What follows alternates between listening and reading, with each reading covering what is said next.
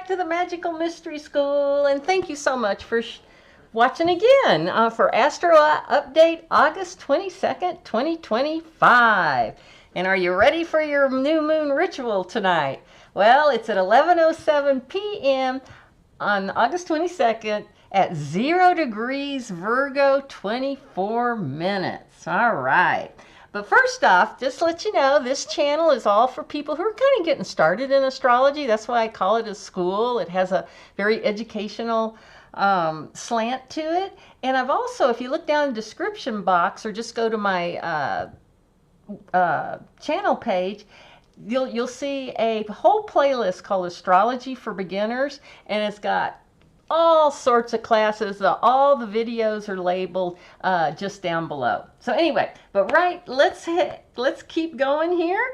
Today we're going to talk about this new moon, and we know a new moon is always when the sun and the moon are conjunct, so that's why you can't see the moon. It's being obliterated by the sun there. And we're going to be talking about Uranus is going to be squaring this new moon, okay? As we know, squares aren't the funnest aspect, but it's at 044 Gemini, which is a mutable air, and this is Virgo, mutable earth, so that mutable, that's why that square is going on there.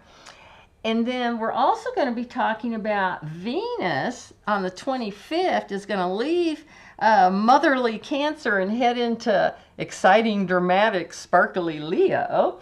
And then finally we'll talk a little bit more about this Uranus-Neptune sextile, and just that's going to happen on the 28th. And just remember, Uranus just got through sextiling Saturn on August 11th.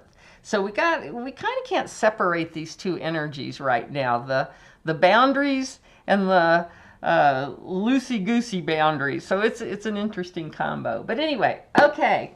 Now let's also talk about, I didn't start it. Oh yeah, I did.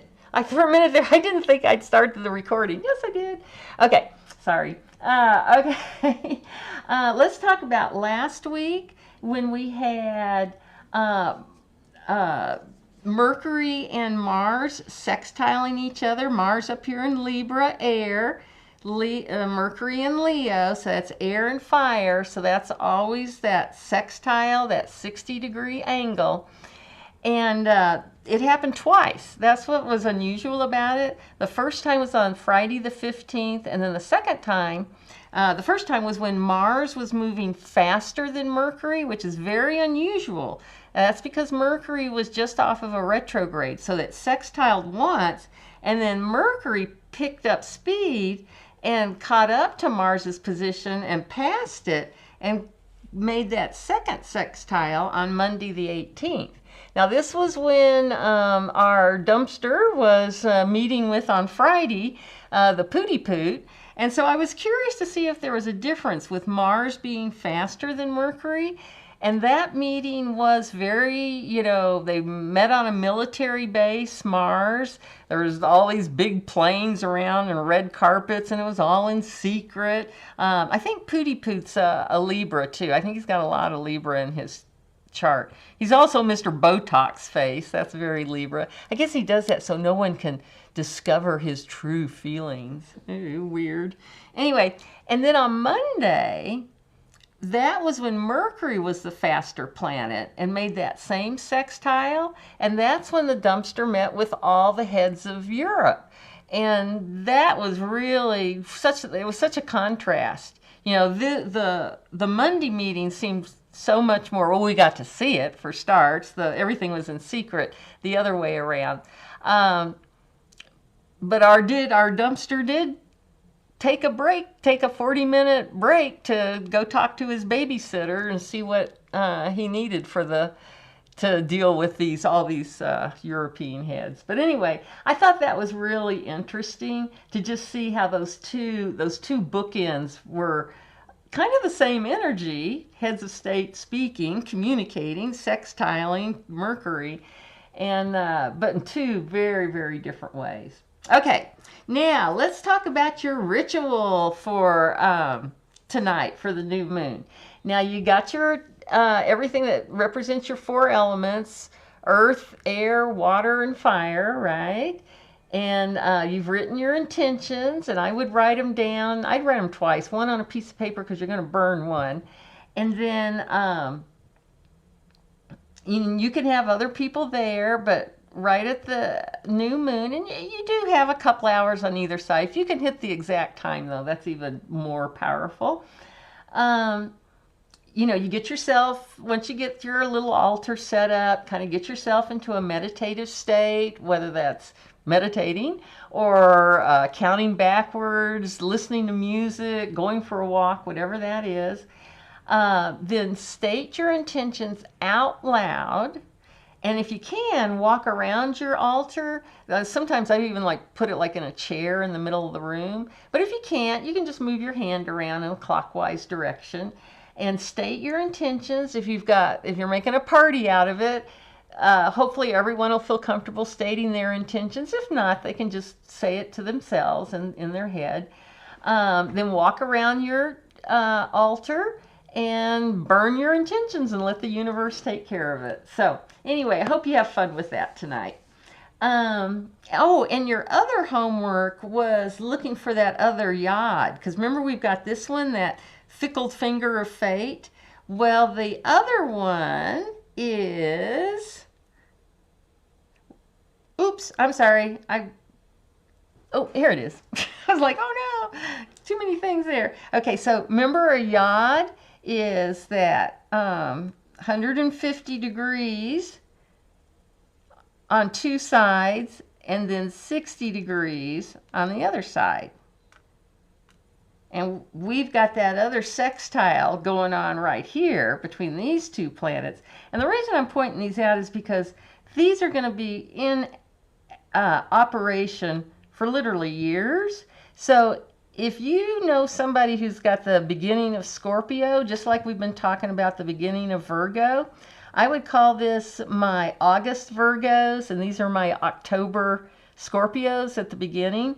You're going to have this yod too from this direction. So that was your homework, to find that one. So hopefully you did. See, I even give homework. Oh my. Okay. Now, just to point this out, how intense this is, you know, Virgo being mutable earth, the sun literally goes into Virgo like about 10 hours before, and then the moon just a half hour before the new moon at 11:07 does it make it into Virgo. Now, with both of these being at that 1 degree, you know, right at the very, very beginning of Virgo, we have to look, and we've got 1, 2, 3, 4, 5, 6 celestial bodies out there that are all at like 120 degrees of their sign. So we've got all this energy right smack at the beginning of the signs here. Oh, and one other thing I want to point out before I forget. This new moon at 0 degrees in Virgo is happening here in August. There's going to be another new moon in Virgo in September 21st at 29 degrees Virgo, and it's also an eclipse. So kind of circle that one on your calendar. We'll be back to that one though. Okay, now so the moon and the sun are both squaring Uranus. I mean, the moon literally squares it on the 23rd, but at 1 o'clock in the morning. And then the sun squares Uranus about a day later, okay? Now with the squares from Uranus, you're expecting all kinds of shocks. I mean, it could be anything from just good old electrical power outages because remember, Uranus also rules Aquarius. So we've got all this energy and into technology and all that kind of stuff down with Uranus here. There, Gemini. And so it could be anything from power outages to like shocking truths coming out. Because remember, Virgo is ruled by Mercury, and Mercury's our communication planet, but Mercury's also exalted in Virgo. And then when we look at Gemini, Gemini is also ruled by Mercury. So we've got Mercury communication energy. It may come out pretty rough with this square, but it's coming out one way or the other. And also, we can't forget Mother Nature with Uranus here, too. We could have some sort of natural disaster type thing. Well, I hate to even say that word. Anyway, okay, and just remember, too, with the sun and the moon, this Virgo energy, this is outer, this is how we express it on the outside, and the moon is who we are when we close the door. So it's that real quiet part of us. So, but both of these are in this Virgo type energy. And Virgo is, you know, all this Mercury, super smart, intelligent, very focused on details. I always think of engineers as Virgos, you know, just into their, all their, you know, making everything right, getting everything perfect and all that good stuff. So real craftsmen too, you know, focusing on every stitch, you know. They can be a little critical, though. Anybody who's been involved with a Virgo knows that. And Virgos, I'm going to say it, you can nag a little bit here and there, so watch that. And the constructive criticism.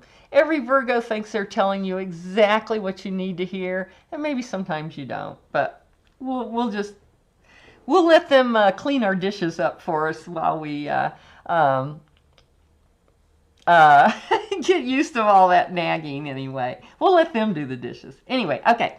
Then with Uranus over here in Gemini, this is high energy. Go, go, go, go, go, right? Mutable air, mutable earth. That's what the squares, because they're both mutable. But this one, again, loves the technology, loves the phones, the internet. You name it, they love it. And like I said, both of these, even though it's a square, it's difficult, both of these are big into truth. So I'm keeping my fingers crossed. I think the truth is the only thing that's going to save us here. But also remember, with Uranus squaring this Virgo new moon, this can also be a time of breaking things and breaking habits. Or maybe there's something in your thinking process, because this could be very deep with the moon here. You might even be able to change the way you think about something. So let's say, you know, and I'm talking about just simple things of like, say when you're driving to work and you're like, oh, I'm going to be late, I'm going to be late, I'm going to be late. Well, that's a kind of a negative way to say it. You know, maybe think, you know, as you're driving to work, I'll get to work as soon as I can. I'll get to work as soon as I can. You know, I'll just try to make it a more positive way of saying, a way of thinking, all that good stuff. So try to catch yourself on those kinds of things, because you can make some big changes. And I know that sounds small, but those little things are the things that really can make some big improvements in your life. Now let's go back to this yod here, because remember, the yod is made up of a 150-degree angle and a 150 degree. And thank goodness these are all at 0 degrees, so we can just go, each sign is 30 degrees, so 30, 60, 90, 120, 150. So this means this Pluto has an inconjunct to this new moon. And again, we do our 150. Saturn and Neptune are at 150 degrees to this new moon. And this is going to be, it's kind of my teacher described it as an inconjunct is like having a sore tooth. It hurts, it's there, but it's, you know, maybe you're waiting for it to get bad enough to go to the dentist, or it's uncomfortable, okay? So what I'm thinking here is, with this square from Uranus, and then, but we've got this sextile here. And remember, Uranus is also trine, air sign, Pluto. So we've got some good support here, even though we've got some kind of uncomfortable things going on. So let's see. So I'm thinking, oh, and I also forgot to mention, Virgo is also very involved in our health. So a good example of this is, like, out of the blue, we may be given some sort of information about our health, let's say. Like this happened, like my brother, he's He's certainly not overweight. But he was given a diagnosis that he was pre-diabetic. So, he didn't want to hear that, but because he had to change his diet. And that was, I don't know if you've ever tried to change your diet, but it's like, first off, you got to figure out how you're going to eat these different, different things and what are substitutes for this. And then you go to the grocery store and you got to find out everything and where are they in these new places and stuff like that. And it can be very just uncomfortable and, not fun. But in a month or so, maybe you've lost 5 pounds. And if you are dealing with being overweight and that sort of thing, you might, in 2 or 3 months, maybe you've lost 10, 15 pounds, So this difficulty may provide you an opportunity for something even better.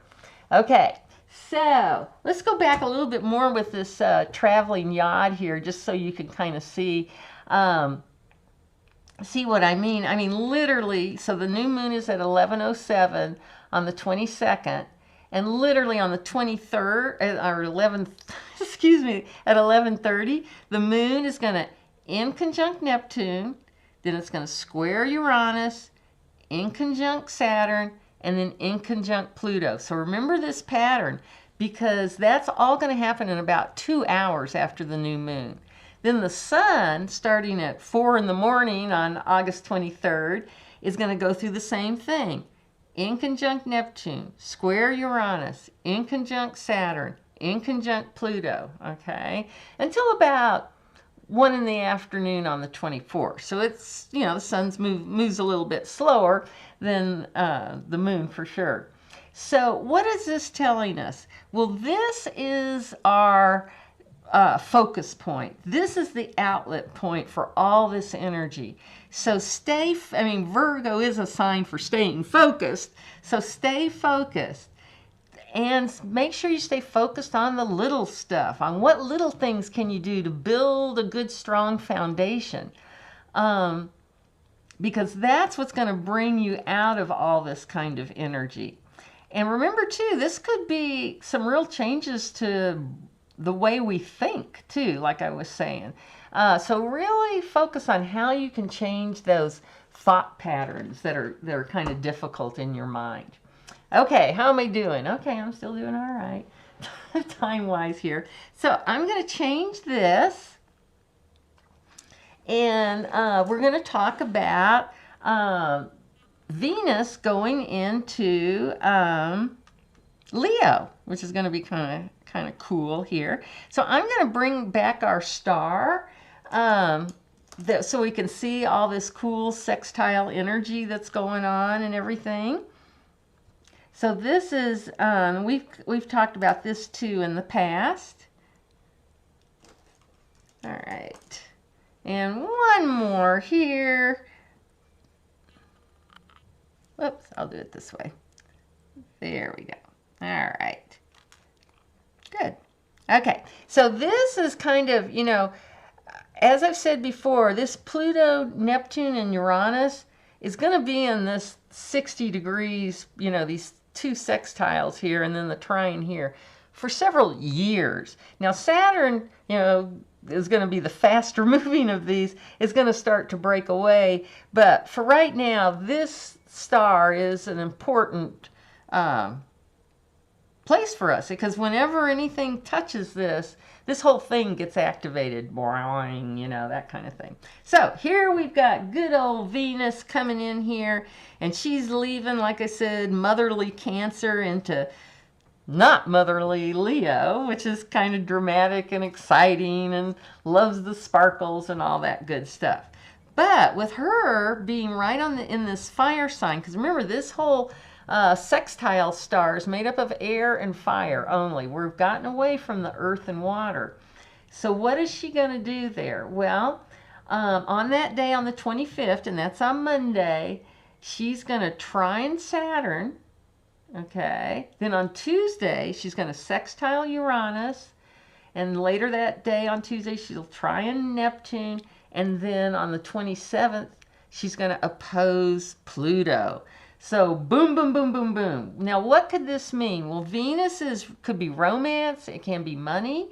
So on Monday, even though we've got all, we'll just, you've got a nice trine here, so you can make a good plan. Maybe you want to invite somebody out. Maybe you want to ask for a raise, but make your plan on Monday. On Tuesday, when Venus sextiles here, act on that plan. Go for it. This is, your boss might be like, whoa, we don't have annual evaluations still for 6 months. But you're like, you want them to start thinking, or her to start thinking about, you're going to want to raise, that kind of thing. So this is so that, that Tuesday, like, is in the afternoon, make your move, go for it. And then a few hours later, we're going to have a trine from Neptune here. I call this mermaid energy, Venus and Neptune. This is when you can kind of step back, relax. Maybe you do invite this person out for a drink and you guys just have a very pleasant time and talk about spiritual things and stuff like that. Then on the 27th, we've got this Venus-Pluto opposition. Now, we do have all this great support here because, remember, Uranus is trine Pluto. These guys are sextiling. But, I've talked about this before. This is really, Pluto is Hades. Venus here to me is like Persephone. So we're going to get, and this makes me think of those Epstein stuff, of course. I wonder if some big information is going to start coming out here with this Venus opposed Pluto. Because that is the symbol of what happened there. So interesting anyway, huh? Okay.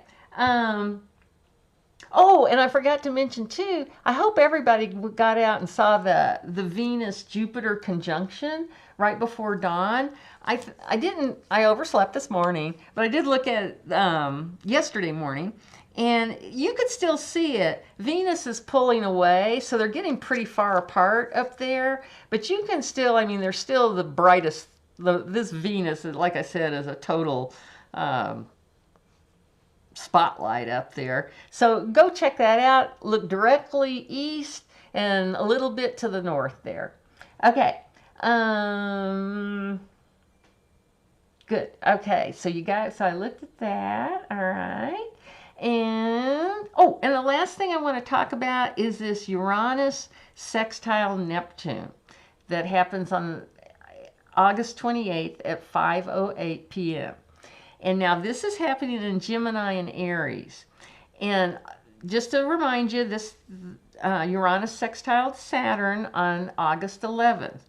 Now this threesome here, they've done this once before back in April. But at that time, Saturn and Neptune were both in Pisces, and Uranus was in Taurus still. So it was slightly different. So I'm curious to see what kind of difference this is going to make. And with Venus down here sextiling Uranus, right? Okay, it's right here and hooking in, trying all these points and everything like that. We could have quite a bit more elegance and maybe grace to these changes that are going on here with this Uranus sextile. Because we are changing. Our brains are changing, our bodies are changing. With the sextile, it's maybe not as disruptive, but I'm going to steal a quote from Abraham again. With Uranus here, it's time to be ready, okay? Because things, this is the energy of staying light on your feet, keeping your head on a swivel. If something comes in and literally falls in your lap or falls in your path, don't step over it, don't step around it, look at it, see what it is. Is it something that might be beneficial to you, maybe in months or in a year or so, something like that? Because we've got this great energy here of the Saturn that's giving us that grounded energy. And we've got deep subconscious changes with Pluto going on here. So listen for those messages. Be on the lookout look out for anything coming in, because the third time, you know, these aspects tend to happen in transits, tend to happen in threes. And like I said, the first one was back here in Pisces and Taurus, and the third one is going to be, it's going to happen in January. So that's part of our wobble stuff again here. Remember, a wobble just means when a planet goes into another sign and then retrogrades out and then goes back in. That's what I'm considering a little special retrograde. And here you can see we're going to start going back into the old here in September. Saturn goes back into Pisces. Uranus turns retrograde, back into Pisces. Oh, and remember, when these planets go back into Pisces, they are going over this 0 Aries point, so the primordial degree of the zodiac. So we've talked about that a lot, but it's going to be activated again by those by these transits here. So anyway, and again, how do we deal with all of this change? And like I said, when we go back, when we start getting these retrogrades, it's reevaluating, and you're really looking for who is the new you. But with this Virgo new moon here, especially right now, just stay focused on what you're doing every single day. That's going to bring you more than success if you stay focused on that in your own consciousness growth more than anything at all. So anyway, okay, I think I've talked long enough again. And next week, we will be talking about Saturn will be going into Pisces. And Mercury is going to be going into Virgo here. So that should be, so we'll be getting a reactivation of all those things we were talking about. And last but not least, we are going to get Mars up here in Libra squaring Jupiter down in Cancer. So that cardinal square. So anyway, everybody, I hope you've had a great week, and I hope you will have a great week. And thanks again, and hopefully we'll see you next week. Bye for now.